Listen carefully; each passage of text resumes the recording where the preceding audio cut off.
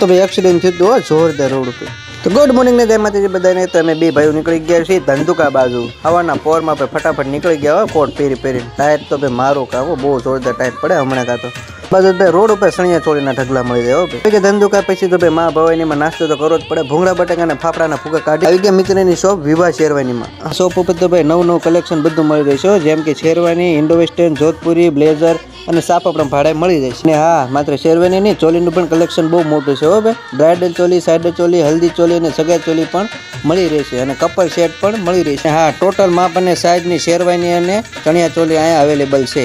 મુલાકાત માટે ક્યાં આવવું પડશે? તો ધંધુકા અને વલભીપુર હાઈવે રોડ ઉપર તમે એન્ટર કરતા સ્કાય 11 કોમ્પ્લેક્સના પહેલા માળ ઉપર શેરવાની અને કપલ વેર એકદમ જરૂરથી મુલાકાત લેજો મારા વાલા. 100 કરોડનો પેટ્રોલ નાખીને નીકળી ગયા ઘર બાજુ. અહીંયા જતો મોટું જબરું એક્સિડન્ટ થયું હતું. ફટાફટ આવી ગયા ઘરે અને આપણે જવાનું હતું પાછું વલભીપુર. એટલે હવેના વિડીયો નાથી આવશે એટલે અક્ષર એને ફોલો. Bye bye.